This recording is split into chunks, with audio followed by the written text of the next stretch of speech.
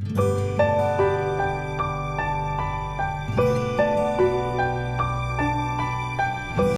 everyone, welcome back in your business study class.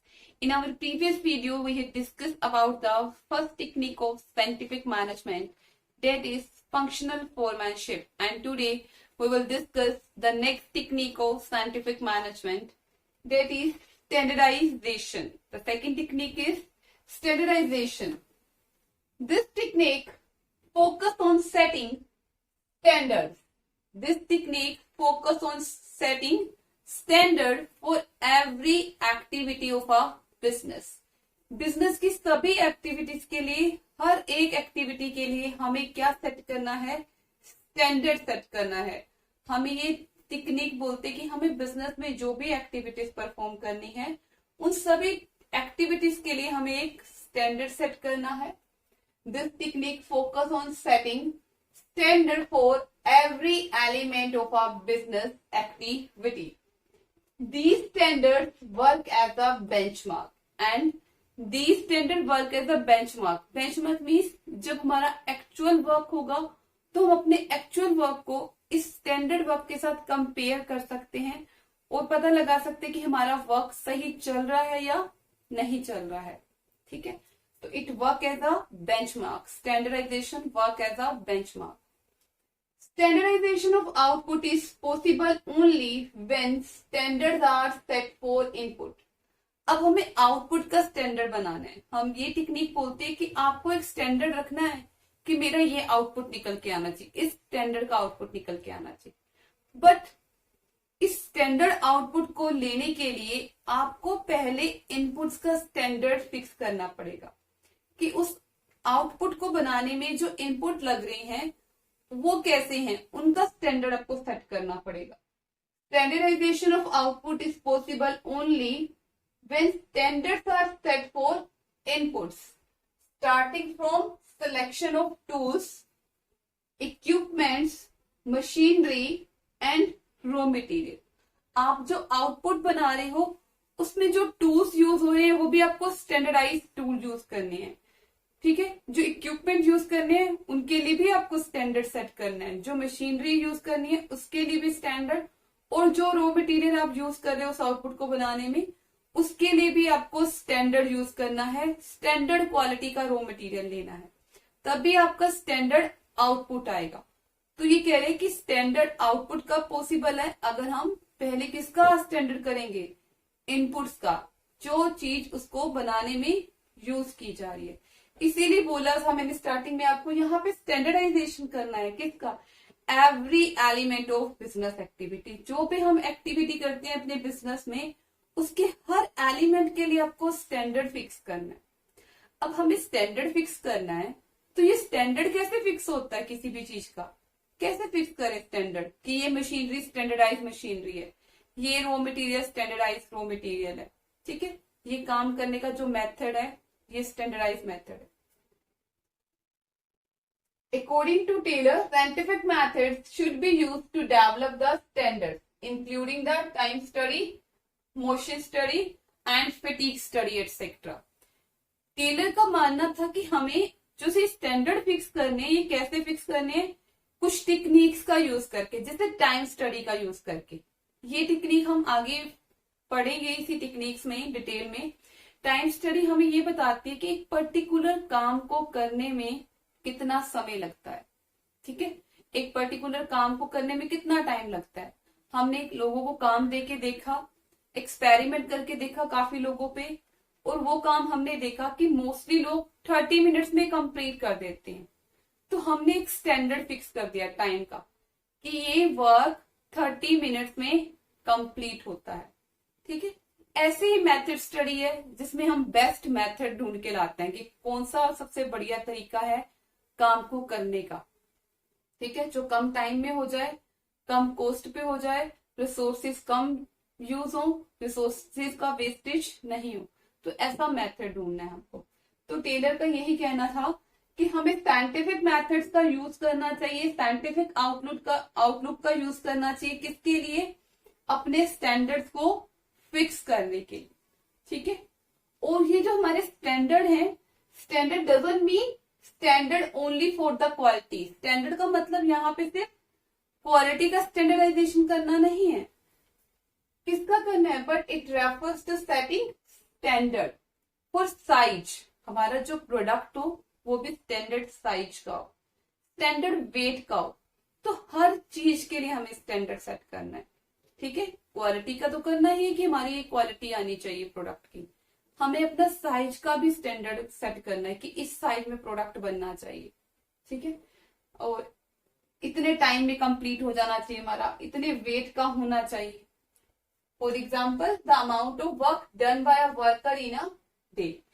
एक दिन में वर्कर्स कितना काम कर सकते हैं, ठीक है। जैसे एक दिन में एक वर्कर के लिए 8 घंटे दिए हैं कि 8 घंटे तक अगर एक पर्सन काम करता है तो वो अच्छा वर्क कर पाएगा। 8 घंटे से अगर ऊपर आप उससे काम कराओगे तो धीरे धीरे उसकी एफिशिएंसी क्या हो जाएगी, डिक्लाइन हो जाएगी, फिर वो आपको अच्छे से काम नहीं दे पाएगा, ठीक है। उसका आउटपुट क्या आने लगेगा, खराब आने लगेगा। तो हमने एक्सपेरिमेंट करके देखा और फिर फिक्स किया कि एक वर्कर के लिए स्टैंडर्ड टाइम क्या है, 8 आवर। तो ये कहते हैं आपको फिक्स करना है, स्टैंडर्ड फिक्स करना है हर चीज के लिए। और ऐसे ही नहीं कर देना, उसके लिए साइंटिफिक मेथड्स का यूज करना है, टाइम स्टडी को यूज करके, मोशन स्टडी को यूज करके, फिटिक स्टडी को यूज करके। ये सभी स्टडीज हमने अभी फर्दर पढ़नी है इसी टॉपिक में, टेक्निक्स ऑफ साइंटिफिक मैनेजमेंट में। अब टेलर का ऑब्जेक्टिव क्या था स्टैंडर्डाइजेशन को लाने का, क्या पर्पस था उसका, क्या ऑब्जेक्टिव था। फर्स्ट ऑब्जेक्टिव क्या बोला है, to reduce a given line of product to a fix type and a size. जो भी हमारा प्रोडक्ट है उसको एक फिक्स साइज में बना देना और एक फिक्स टाइप का बना देना। लाइक हम एग्जांपल लेते हैं, रियल जूस है, आप रियल जूस का हमने ऑरेंज फ्लेवर लिया। अब जब भी हम रियल जूस का ऑरेंज फ्लेवर उठाएंगे तो सबका टेस्ट क्या होता है, सेम। ऐसा तो नहीं कि एक पैकेट में ऑरेंज जूस का फ्लेवर अलग आएगा, दूसरे में ऑरेंज जूस का फ्लेवर अलग आएगा। या जैसे मैंने ये लिखा कि अगर हमने पिज्जा लिया, डोमिनोज से पिज्जा लिया, तो सभी ब्रांचेस पे जो उसका टेस्ट है, एक पर्टिकुलर टाइप ऑफ पिज्जा का जो टेस्ट है वो सेम रहेगा। ऐसा क्यों है, क्योंकि डोमिनोज ने स्टैंडर्ड फिक्स किया हुआ है कि ये सामान डालना है हमको, ठीक है। लाइक हमें इसका बेस बनाना है तो उसमें जो फ्लोर यूज होना है, जो आटा यूज होना है, इस कंपनी का यूज करना है।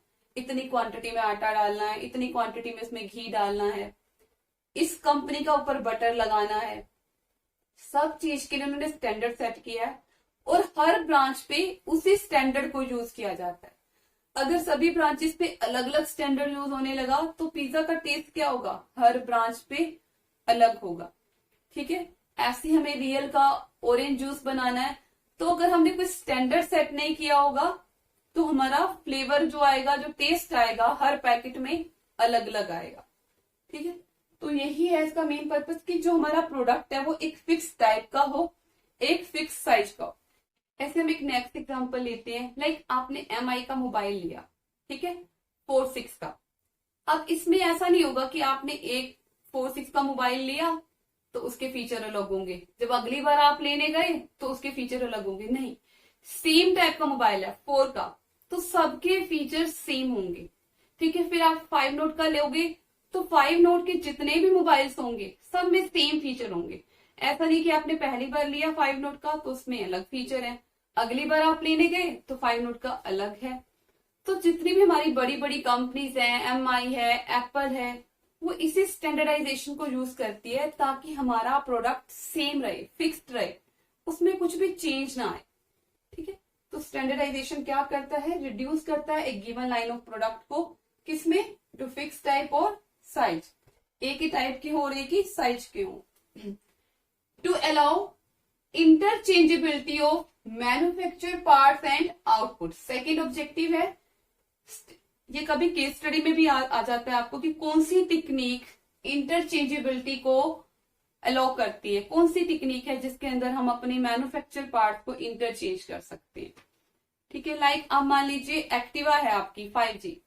अब एक्टिवा 5G में जो भी टूल्स लगने हैं, जितने भी एक्टिवा 5G होंगे इसमें जो टूल्स लगने हैं सभी सेम होंगे, जो भी उसके मैन्युफैक्चर पार्ट है, उसकी सीट है, सब में सेम होगा। ऐसा तो नहीं एक एक्टिवा 5G में सीट छोटी है और दूसरी एक्टिवा 5G में सीट बड़ी है, सेम होंगे, तो हम क्या कर सकते हैं, टूल्स को इंटरचेंज कर सकते हैं, एक के टूल दूसरे पे लगा सकते हैं, हमें देखना नहीं पड़ेगा उसपे किस पे लगाएं या नहीं। जो भी 5G के लिए टूल्स बने हैं वो हम एक दूसरे के साथ इंटरचेंज कर सकते हैं। ठीक है, 5G की दूसरी एक्टिवा बन रही है, उस पे उसके लगा दिए, उस पे लगा दिए, लेकिन होने क्या चाहिए, वो टूल्स 5G के होने चाहिए। तो इंटरचेंजेबिलिटी पॉसिबल है स्टैंडर्डाइजेशन के कारण से, क्योंकि हमने स्टैंडर्डाइज टूल्स बनाए हैं। ऐसे to maintain the quality standard, तो सिंपल है कि हम क्वालिटी स्टैंडर्ड को मेंटेन कर सकते हैं। ठीक है, चेक कर सकते हैं कि हमारी रियल में वैसी क्वालिटी आई है प्रोडक्ट की या नहीं आई। अगर नहीं आई तो कहाँ पे हमारी कमी है, फिर उसको हम करेक्ट करते हैं। Last, to establish standard of performance of man and machine. Man और मशीन के लिए भी स्टैंडर्ड फिक्स कर सकते हैं। जैसे मैंने अभी ऊपर एग्जांपल में बोला था, एक मैन के लिए स्टैंडर्ड फिक्स कर दिया 8 घंटे, ये उसका स्टैंडर्ड टाइम है कि एक पर्सन 8 घंटे तक काम कर सकता है मैक्सिमम। ठीक है, उससे ज्यादा नहीं कर सकता। अगर वो उससे ज्यादा करेगा तो धीरे धीरे उसकी एफिशिएंसी डिक्लाइन होने लगी। काम तो कर देगा वो, बट अच्छा आउटपुट नहीं दे पाएगा आपको, एफिशिएंसी क्या होगी, डिक्लाइन। ऐसी मशीनरी भी है, जब आप मशीनरी को कंटिन्यूस चलाते हो तो मशीनरी भी वर्क करना बंद कर देती है। लाइक हम अपने घर में फैन का यूज करते हैं, कूलर का यूज करते हैं, तो उसको जब हम कंटिन्यूस चलाएं या किसी भी मशीन को जब हम कंटिन्यूस चलाएं तो मशीन की एफिशिएंसी रिड्यूस हो जाती है। ठीक है, तो किसी भी मशीन और मैन के लिए ये स्टैंडर्ड फिक्स करती है। ठीक है, इसकी परफॉर्मेंस के लिए। ये एग्जाम्पल लिखा है मैंने एक आपको पिज्जा का। We will find that the taste of pizza offered by Domino's by various branch are same. This is just because of standardization of various ingredients. जो भी उसमें ingredients यूज होते हैं, जो भी उसमें रॉ मटेरियल यूज होता है, उस रॉ मटेरियल का हमने स्टैंडर्डाइज किया हुआ है कि इतनी क्वांटिटी में हमें इसमें बटर डालना है, इतनी क्वांटिटी में फ्लोर डालना है, इतनी क्वांटिटी में हमें इसमें स्पाइसेस डालने हैं।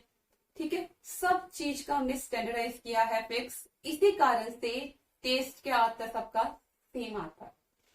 I hope you understand this technique of scientific management. In our next video, we will discuss the next technique. Thank you very much. Goodbye and take care.